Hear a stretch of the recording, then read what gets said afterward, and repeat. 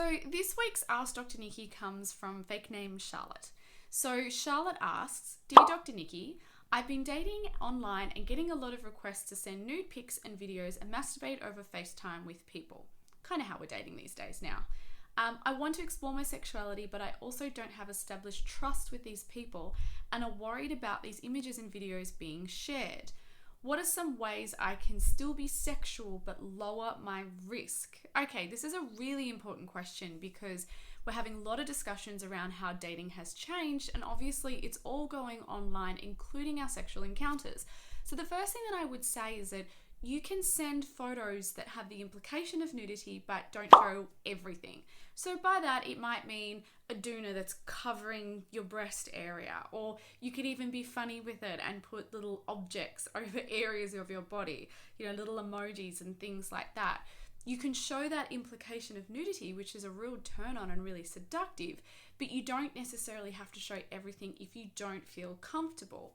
Now, when it comes to masturbating over these online platforms, which is a way that we're going to be hooking up now, if you don't feel comfortable sending videos or doing those particular acts on FaceTime, then you might be able to watch them self-pleasuring and listen in. You can touch yourself, but not necessarily have to have the video on you.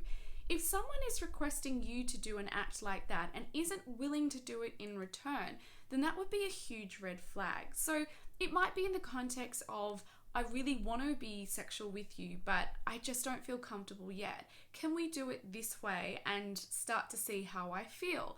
The other person might be only open to, well, let's just use voice instead of video and we can still experience a turn on together, but not necessarily both have to take that risk if we don't feel comfortable. Which brings me to my next point, is that it doesn't have to be something that is visual. This is where we can really have a lot of fun and explore our voices and verbally what we can do. I grew up in the age where we didn't have FaceTime and all we had was the phone. I spent many of hours talking to boys on phones. I'm not sure if I ever really had phone sex back then, but I'm sure there was something seductive along the way. But it might be telling each other what you want to do to each other. Or you could be both self-pleasuring but have the phone up to each other's ears so you can hear the moans and the groans. It can be really sensual because also too you can't see that person and what they're doing. So it's your imagination that is going on overdrive, trying to fill in the pieces of the puzzle. I'm even getting excited thinking about it. Okay, so the last thing as well is you can also use a platform like Snapchat. I'm not a Snapchat expert, but I'm pretty sure these days you can still send private snaps that can then be erased very quickly. There still is a risk with that. Someone can still record it with another device. Also too, we did have an incident where Snapchat was hacked. So, still a risk, but something that might be a lower risk than just freely sending a nude or some kind of video doing a sexual act. I hope that helps, and just everybody be very careful online. It's obviously the way that we're going to be dating and experiencing our sexuality, but we still need to be careful and watch out for those red flags, and also be cautious when sending something to someone that we're not really sure who they are or if we can trust them yet.